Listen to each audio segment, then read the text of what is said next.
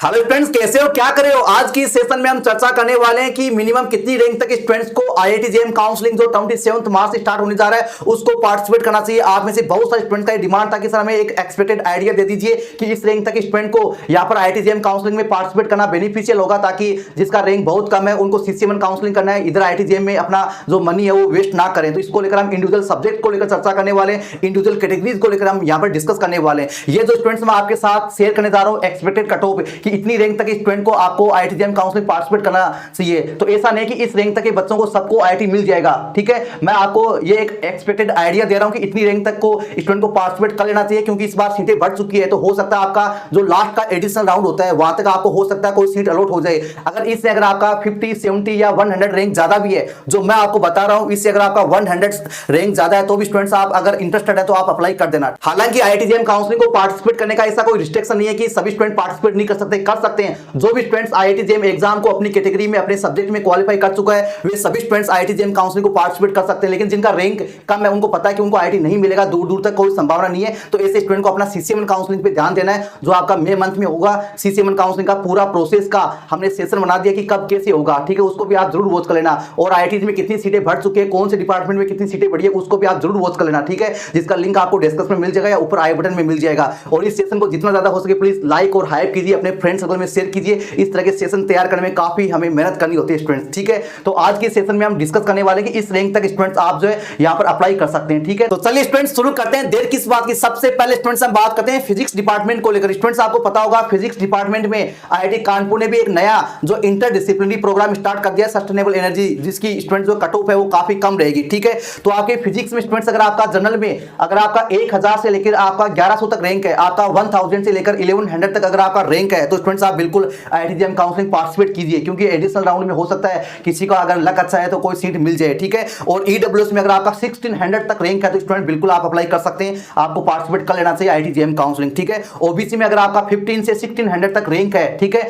आपका अगर 15 या 1600 तक अगर आपका रैंक है, अंडर 1600 में अगर आपका रैंक आता है तो डेफिनेटली स्टूडेंट्स आप पार्टिसिपेट कर लीजिए, ठीक है। और एससी में आपका अगर आपका 3500 से 4000 तक अगर आपका रैंक है तो स्टूडेंट बिल्कुल आप पार्टिसिपेट कर लीजिए। यानी अगर आपका 4000 तक अगर आपका रैंक है डेफिनेटली स्टूडेंट्स आप जो है पार्टिसिपेट कर लीजिए। और एसटी में तो जितने भी स्टूडेंट्स इस बार एग्जाम को क्वालिफाई कर चुके हैं फिजिक्स में, वो सभी स्टूडेंट जो आईआईटी जेईई काउंसलिंग को पार्टिसिपेट कीजिए। और इसके बाद स्टूडेंट्स हम बात करते हैं केमिस्ट्री डिपार्टमेंट को लेकर। केमिस्ट्री में भी स्टूडेंट्स आपको पता है आईआईटी रुड़की ने आपके लिए पॉलीमर साइंस प्रोग्राम स्टार्ट कर दिया है। जो पॉलीमर साइंस प्रोग्राम है उसकी कट ऑफ जो है कोर प्रोग्राम से काफी कम रहेगी, ठीक है। तो इसमें स्टूडेंट्स अगर आपका जनरल कैटेगरी है और आपका 1000 तक अगर आपका रैंक है, 1000 तक अगर आपका रैंक है, तो आप जो है इस काउंसलिंग को पार्टिसिपेट कर लेना, ठीक है। इसके साथ ही अगर आपका ईडब्ल्यूएस है तो आप 1100 रैंक तक आप इस काउंसलिंग को पार्टिसिपेट कर लेना। और अगर आपका ओबीसी है तो स्टूडेंट्स आप 1200 1300 तक आप इस काउंसलिंग को पार्टिसिपेट कर लेना, क्योंकि इस बार केमिस्ट्री में भी काफी सीटें इंक्रीज हो चुकी है, ठीक है।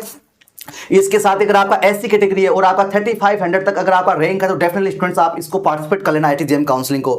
और अगर आपका एसटी कैटेगरी है, ठीक है, तो आप जितने भी स्टूडेंट्स क्वालिफाई कर चुके हैं जिनका रैंक लगभग 6000 तक है, सारे स्टूडेंट्स इस काउंसलिंग को पार्टिसिपेट कर लेना, क्योंकि इसका फीस भी काफी कम है। आपको पता होगा 750 रुपए रहने वाला है आईआईटी जेईई काउंसलिंग का। लेकिन आपको पता है सीसीएमएन काउंसलिंग के अगर सारे राउंड पार्टिसिपेट करेंगे तो आपका 9 से 10,000 रुपए लग जाएगा। उसके मुकाबले आईआईटी जेईई काउंसलिंग का फीस तो काफी कम है स्टूडेंट्स, ठीक है। इसके साथ ही हम बात करने वाले मैथमेटिक्स डिपार्टमेंट को लेकर। तो मैथमेटिक्स वाले स्टूडेंट ध्यान दीजिए, आपको पता है आईआईटी रुड़की ने आपके लिए एमएससी इकोनॉमिक्स प्रोग्राम स्टार्ट कर दिया है, एमएससी इकोनॉमिक्स प्रोग्राम। तो उसकी कट ऑफ है कोर प्रोग्राम से मैथमेटिक्स के कंपैरिजन में काफी कम रहेगी, तो आप एमएससी इकोनॉमिक्स में भी एडमिशन ले सकते हैं। तो अगर स्टूडेंट्स अगर आपका जनरल कैटेगरी में 800 या 850 तक, 800 या 850 तक अगर आपका रैंक है तो डेफिनेटली स्टूडेंट्स आप इस काउंसलिंग को पार्टिसिपेट कर लीजिए, ठीक है। और इसके साथ ही अगर आपका ईडब्ल्यूएस ओबीसी है और आपका 900 से 1000 तक अगर आपका रैंक है तो स्टूडेंट्स आपको पार्टिसिपेट कर लेना चाहिए। और आपका एससी कैटेगरी और आपका 3500 तक अगर आपका रैंक है डेफिनेटली स्टूडेंट्स आप इसमें पार्टिसिपेट कर सकते हैं।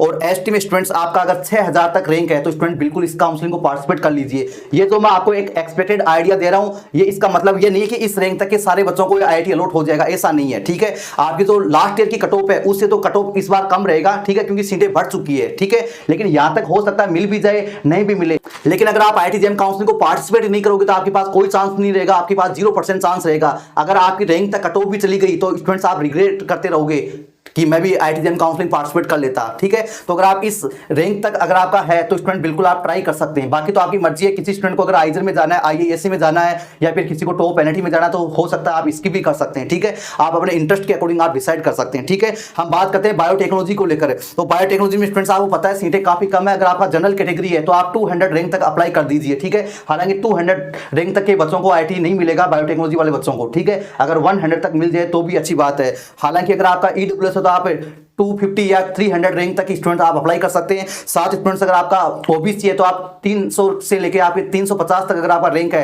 300 से 350 तक तो आप बिल्कुल अप्लाई कर सकते हैं। और अगर आपका SC है तो आप 1000 रैंक तक अप्लाई कर सकते हैं। और अगर आपका स्टूडेंट्स ST है तो आप 3000 रैंक तक आप इसमें अप्लाई कर सकते हैं, ठीक है। इसके साथ ही हम बात करते हैं जियोलॉजी वाले स्टूडेंट्स को लेकर। जियोलॉजी वाले स्टूडेंट्स को कोई नहीं बताता है। बहुत सारे स्टूडेंट जो है काफी डिप्रेस रहते हैं कि सर हमें कैसे क्या करना है। आप हमारे चैनल से जुड़ी रहिए, आपको प्रॉपर गाइडेंस आपको मिलता रहेगा, ठीक है।